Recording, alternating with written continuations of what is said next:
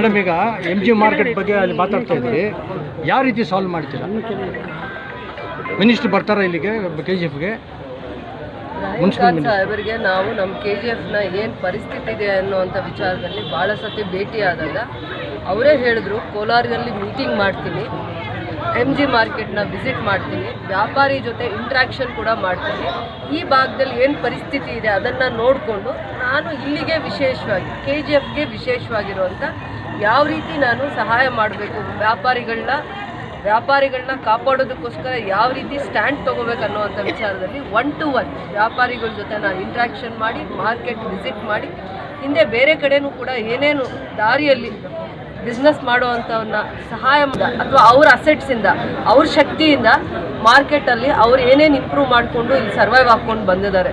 First mining ಇದ್ದಾಗ ಹೆಂಗೆ survive ಆದರು, ಮೈನಿಂಗ್ ಕ್ಲೋಸ್ ಆದಮೇಲೆ ಅವ್ರ ಜೀವನ ಎಷ್ಟು ಕಷ್ಟ ಆಯಿತು, ಕೋವಿಡ್ ಆದಮೇಲೆ ಏನು ಕಷ್ಟ ಬಂದಿದೆ, ಅದನ್ನೂ ಗಮನದಲ್ಲಿಟ್ಕೊಂಡು ವಿಶೇಷವಾಗಿ KGF ಮಾರ್ಕೆಟ್ನ ವಿಸಿಟ್ ಮಾಡ್ತೀನಿ, ವ್ಯಾಪಾರಿಗಳ ಜೊತೆ 1 to 1 ಇಂಟ್ರ್ಯಾಕ್ಷನ್ ಮಾಡ್ತೀನಿ, ಅವ್ರನ್ನ ಸೇಫ್ ಮಾಡೋದಕ್ಕೆ ಏನು ಸ್ಟ್ಯಾಂಡ್ ತೊಗೋಬೇಕಾಗತ್ತೆ, ನಮ್ಮ ಜೊತೆ MLA ಜೊತೆ DC ಅವ್ರ ಜೊತೆ ಕೂತ್ಕೊಂಡು ಕರೆಕ್ಟಾಗಿರುವಂಥ ಒಂದು ಸ್ಟ್ಯಾಂಡ್ ತೊಗೋತೀನಿ ಅಂತ ಅಂದ್ಬಿಟ್ಟು ಪ್ರಾಮಿಸ್ ಮಾಡಿದರು. ಅದನ್ನು ನಾನು ಅವ್ರಿಗೆ ಹೇಳಿದ್ದೀನಿ, ಹಿಂದೆನೂ ಕೂಡ ನಾನು ಆಫೀಸ್ಗೆ ಕರೆಸಿ ನಾನು ನಿಮ್ಮ ವಿಚಾರವಾಗಿ ನಾನು ಮಿನಿಸ್ಟ್ರನ್ನ ಮಾತಾಡಿದ್ದೀನಿ, ಅದರಲ್ಲಿ ಏನು ಸ್ಟ್ಯಾಂಡ್ ತೊಗೋಬೇಕು ಅಂತಂದ್ಬಿಟ್ಟು ಅವರು ಸ್ಟಡಿ ಮಾಡಿ ವಿಸಿಟು ಮಾಡಿ ಒಂದಿನ ಕೋಲಾರಲ್ಲಿ ನಮ್ಮ ಇಡೀ ಜಿಲ್ಲೆದು ಮೀಟಿಂಗು ಮಾಡಿ ಮುನ್ಸಿಪಲ್ ಮಿನಿಸ್ಟರ್ ರಹೀಂ ಖಾನ್ ಅವರು ಮೀಟಿಂಗ್ ಮಾಡ್ತೀನಿ ಅಂತಂದ್ಬಿಟ್ಟು ಮಾತು ಕೊಟ್ಟಿದ್ದಾರೆ ಅಂತಂದ್ಬಿಟ್ಟು ಹಿಂದೆನೇ ಅವ್ರ ಗಮನಕ್ಕೆ ತಂದಿದ್ದೆ. ಇವತ್ತು ಮಾರ್ಕೆಟಲ್ಲಿ ವ್ಯಾಪಾರಿಗಳ ಜೊತೆ ಕಾಂಗ್ರೆಸ್ ಪಕ್ಷದ ಅಧಿಕೃತ ಅಭ್ಯರ್ಥಿ ಆಗಿರುವಂಥ ಗೌತಮ್ ಅವ್ರ ಪರವಾಗಿ ನಾನು ವೋಟ್ ಕೇಳಲಿಕ್ಕೆ, ಮತಯಾಚನೆ ಮಾಡಲಿಕ್ಕೆ ನಾನು ಮಾರ್ಕೆಟ್ನ ವಿಸಿಟ್ ಮಾಡಿರುವಂಥ ಸಂದರ್ಭದಲ್ಲಿ ಮಾರ್ಕೆಟ್ ಅವ್ರ ಕಷ್ಟ ಸುಖಗಳ ಜೊತೆ ಒಂದು ಶಾಸಕರಾಗಿ ನಾನು, ನನ್ನ ಸರ್ಕಾರ ಮತ್ತು ಮಂತ್ರಿಗಳು, ವಿಶೇಷವಾಗಿ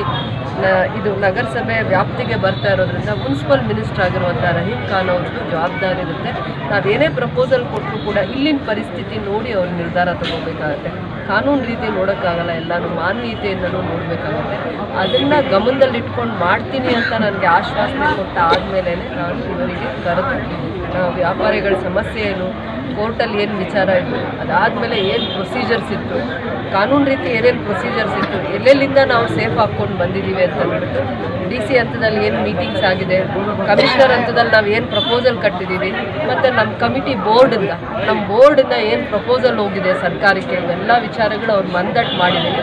ಮತ್ತು ಕೆಲವೊಂದು ವ್ಯಾಪಾರಿಗಳಿಗೆ ನಾನೇ ಖುದ್ದಾಗಿ ನೇರವಾಗಿ ತಿಳಿಸುವಂಥ ಪ್ರಯತ್ನ ಮಾಡಿದ್ದೀನಿ. ಅದು ಚುನಾವಣೆ ಇದೆ, ಎಲ್ಲ ವಿಚಾರನೂ ಮುಕ್ತವಾಗಿ ಚರ್ಚೆ ಮಾಡೋಕ್ಕಾಗಲ್ಲ, ವ್ಯಾಪಾರಿಗಳು ಭಾಳ ಬುದ್ಧಿವಂತರಿರ್ತಾರೆ. ನಾವು ಒಂದು ವಿಚಾರ ಹೇಳಿದ್ರೆ 10 ವಿಚಾರ ಅರ್ಥ ಮಾಡ್ಕೊಳ್ಳುವಂಥ ತಾಳ್ಮೆ, ಶಕ್ತಿ ಅವರಲ್ಲಿ ಇರುತ್ತೆ.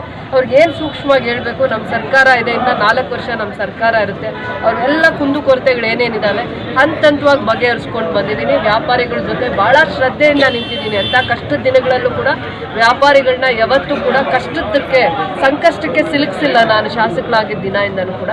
ಇವತ್ತು ಕೂಡ ಅದೇ ಮಾತು ಹೇಳ್ತೀನಿ, ನಮ್ಮ ಸರ್ಕಾರ ರಾಜ್ಯದಲ್ಲಿದೆ, ಮುಂದೆ ಕೇಂದ್ರದಲ್ಲಿ ಬಂದರೂ ಕೂಡ ಅವ್ರ ಕಷ್ಟ ಸುಖಗಳಿಗೆ ಸ್ಪಂದಿಸೋ ಅಂತ ಕೆಲಸನೇ ಮಾಡ್ತೀನಿ. ಯಾವುದೇ ಸಂಬಂಧಪಟ್ಟ ಮಂತ್ರಿಗಳನ್ನ ಕರ್ಕೊಂಡು ಬರುವಂತ ಪ್ರಯತ್ನ ಮಾಡ್ತೀನಿ. ಯಾವಾಗ ಕರ್ಸ್ತೀರ ಮೇಡಮ್ ಇದು ಟೈಮ್ ಬಂದ್ ಪ್ರೋಗ್ರಾಮ್? ಈಗ ಚುನಾವಣೆ ಇದೆ 26ನೇ ತಾರೀಕು, ಇನ್ನೊಂದು ಸೆಕೆಂಡ್ ಫೇಸ್ May 7th ಇದೆ. ಅದಾದ್ಮೇಲೆ ಖಂಡಿತವಾಗ್ಲೂ ಪ್ರವಾಸ ಮಾಡಿದಾಗ ನಾನು KGF ಮಾರ್ಕೆಟ್ನೇ ವಿಸಿಟ್ ಮಾಡ್ತೀನಿ. ಮೀಟಿಂಗ್ ಕೋಲಾರಲ್ಲೇ ಮಾಡ್ತೀನಿ, ಬಟ್ ವಿಸಿಟ್ ಮಾತ್ರ KGF ಮಾರ್ಕೆಟ್ ಮಾಡಿಸ್ತೀನಿ.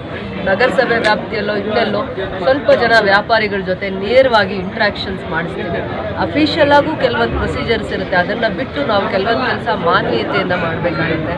ಅವ್ರ ವ್ಯಾಪಾರಿಗಳ ಜೀವನ ಏನಿದೆ, ಅವ್ರ ಕುಟುಂಬದವ್ರು ಏನಿದ್ದಾರೆ, ಆ ಮಕ್ಕಳು ಎಷ್ಟು ಜನ ಎಜುಕೇಟೆಡ್ಸ್ ಆಗ್ತಾ ಇದ್ದಾರೆ, ಮಧ್ಯದಲ್ಲಿ ಅವ್ರಿಗೆ ಏನಾದರೂ ಹೆಚ್ಚು ಕಡಿಮೆ ಆದರೆ ಏನು ಸಮಸ್ಯೆ ಆಗುತ್ತೆ ಆ ಕುಟುಂಬಕ್ಕೆ, ಅವ್ರ ಮೇಲೆ ಇರುವಂಥ ಡಿಪೆಂಡೆಂಟ್ಸು, ಅವ್ರ ಹತ್ರ ಕೆಲಸ ಮಾಡ್ತಾ ಇರೋವಂಥ 5 ಜನ 10 ಜನ ಆ ಕುಟುಂಬಗಳು ಅವ್ರ ಮೇಲೆ ಎಷ್ಟು ಜನ ಡಿಪೆಂಡ್ ಆಗಿದ್ದಾರೆ, ಇವೆಲ್ಲ ವಿಚಾರ ಸಂಕ್ಷಿಪ್ತವಾಗಿ ತಿಳಿಸುವಂಥ ಪ್ರಯತ್ನ ಮಾಡಿದ್ದೀನಿ. ಅವ್ರ ಜೊತೆನೂ ನೇರವಾಗಿ ಇಂಟ್ರಾಕ್ಷನ್ ಮಾಡಿದಾಗ ಅವ್ರಿಗೆ ಲಾಭ ಏನಿದೆ, ಲಾಭ ಇದೆಯಾ, ನಷ್ಟ ಇದೆಯಾ, ಹೆಂಗೆ ಸರ್ವೈವ್ ಹಾಕ್ಕೊಂಡು ಬಂದಿದ್ದಾರೆ, ಏನು ಪರಿಸ್ಥಿತಿ ಇವತ್ತು ಎದುರಿಸ್ತಾ ಇದ್ದಾರೆ, ಹಿಂದೆ ಲಾಭ ಆಯ್ತಾ ಇವತ್ತಿದೆಯಾ, ಇವೆಲ್ಲ ವಿಚಾರಗಳನ್ನ ತಿಳ್ಕೊಂಡು ಸೂಕ್ಷ್ಮವಾಗಿ ವ್ಯಾಪಾರಿಗಳ ಸಮಸ್ಯೆಗಳನ್ನ, ಅವರು ಕಷ್ಟಪಡೋರು, ಬೆಳಗ್ಗೆ ಇದ್ದರೆ ಕಷ್ಟಪಡಬೇಕು, 10 ಗಂಟೆ ಕಾಲ ಅಂಗಡಿಯಲ್ಲಿ ಕುತ್ಕೋಬೇಕು, ಪ್ರತಿಯೊಬ್ಬರನ್ನೂ ಯಾರು ಬರ್ತಾರೋ ಕಸ್ಟಮರ್ಸ್ನ ಅವ್ರನ್ನ ಒಳ್ಳೆ ರೀತಿ ಮನಸ್ಸು ಒಪ್ಪಿಸ್ಕೊಂಡು ಅವ್ರು ವ್ಯಾಪಾರ ಮಾಡಬೇಕಾಗತ್ತೆ. ಅವ್ರ ಪರಿಸ್ಥಿತಿನೂ ನಾವು ಅರ್ಥ ಮಾಡ್ಕೋಬೇಕಾಗತ್ತೆ. ಬಂಡವಾಳ ಹಾಕಿರ್ತಾರೆ, ಲಾಭ ಇಲ್ಲದೆ ಯಾವುದು ಮಾಡೋಕ್ಕಾಗಲ್ಲ. ಸ್ವಲ್ಪ ಲಾಭ ಇದ್ರೂ ಕೂಡ ಅವ್ರು ಜೀವನ ಮಾಡ್ಕೊಂಡಿದ್ದಾರೆ, ಅದು ಬಿಟ್ಟರೆ ಬೇರೆ ಇಲ್ಲ.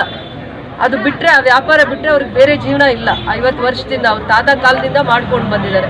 ಅವರು ಸರ್ವೈವ್ ಆಗೋದಕ್ಕೆ ಏನು ದಾರಿ ಇದೆ, ನಮ್ಮ ಸರ್ಕಾರದಲ್ಲಿ ನಾನು ಜವಾಬ್ದಾರಿ ತಗೊಂಡು ಮಂತ್ರಿಗಳನ್ನ ಸಂಬಂಧಪಟ್ಟಿರುವಂಥ ಮಂತ್ರಿಗಳನ್ನ ಕರ್ಕೊಂಡು ಬಂದು ಅವ್ರ ಕುಂದುಕೊರತೆಗಳು, ಅವ್ರ ಕಷ್ಟಗಳು, ಅವ್ರ ಸಮಸ್ಯೆಗಳಿಗೆ ಸ್ಪಂದಿಸುವಂಥ ಕೆಲಸ ಹಿಂದೆ ಮಾಡಿದ್ದೀನಿ, ಮುಂದೆ ಕೂಡ ಮಾಡ್ತೀನಿ ಅನ್ನೋ ನಂಬಿಕೆ ಅವರಲ್ಲಿದೆ. ಅದನ್ನು ನಾನು ತಿಳಿಸುವಂಥ ಪ್ರಯತ್ನ ಮಾಡ್ತೀನಿ.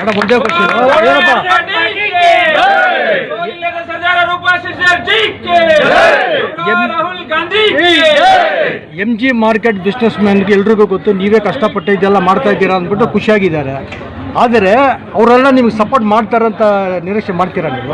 ನೋಡಿ, ಪ್ರತಿಯೊಂದಕ್ಕೂ ನಾವು ನಿರೀಕ್ಷೆ ಮಾಡಿಕೊಂಡು, ಪ್ರತಿಫಲ ನಿರೀಕ್ಷೆ ಮಾಡಿಕೊಂಡು ಸೇವೆ ಮಾಡಬಾರ್ದು. ರಾಜಕಾರಣಿಗಳು ಪ್ರತಿಫಲ ಅಪೇಕ್ಷೆ ಮಾಡಬಾರ್ದು.